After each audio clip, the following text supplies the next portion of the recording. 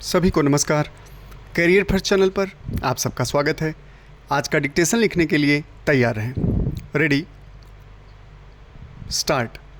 शक्ति और सत्ता ईश्वर की कृपा से प्राप्त होने वाली एक पवित्र धरोहर है जो मनुष्य को इसलिए दी जाती है कि वह उसके द्वारा निर्बलों की रक्षा करे, जो उसके द्वारा दुर्बलों को सहायता पहुंचाने के बजाय उल्टा उनका शोषण, दमन, त्रास, उत्पीड़न करता है। वह क्षत्रिय नहीं, असुर है।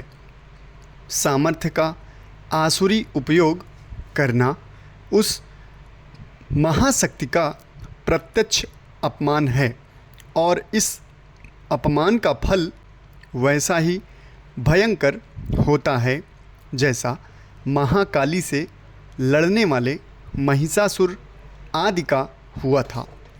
भूतकाल में शक्ति का दुरुपयोग बहुत बढ़ गया था, जिसके फल से पिछले कुछ वर्षों में अनेक सत्ताधारियों का पतन हो चुका है। व्यक्तिगत संबंधों में भी शक्ति का प्रभाव देखा जा सकता है। जब किसी रिश्ते में एक व्यक्ति के पास अधिक शक्ति या प्रभाव होता है तो उसका व्यवहार दूसरे व्यक्ति के प्रति उसके चरित्र को दर्शाता है। यदि वह इस शक्ति का उपयोग अपने साथी के कल्याण के लिए करता है तो यह उसके चरित्र की महानता को दर्शाता है। लेकिन अगर वह इस शक्ति का दुरुपयोग करता है तो यह उसके स्वार्थी और अहंकारी स्वभाव को उजागर करता है। शक्ति का सही उपयोग और उसका दुरुपयोग व्यक्ति के चरित्र का वास्तविक परीक्षण है। शक्ति के साथ व्यक्ति को हमेशा विनम्र रहना चाहिए।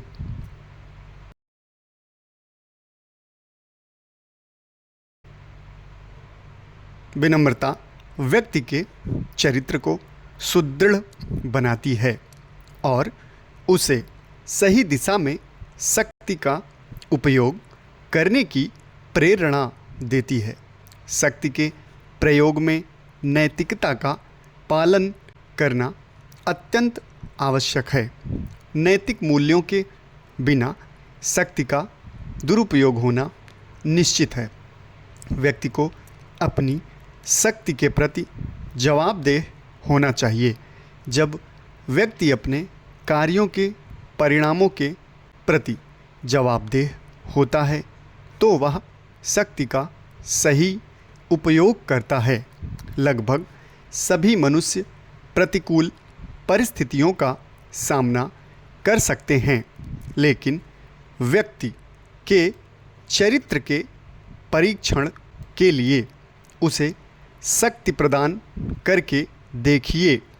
यह कथन हमें शक्ति और चरित्र के बीच के जटिल संबंध को समझाने का अवसर प्रदान करता है।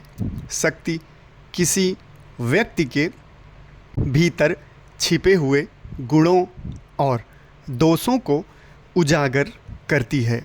जब व्यक्ति शक्ति के साथ विनम्रता, नैतिकता और जवाबदेहिता का पालन करता है तब वह समुचित निर्णय ले पाता है।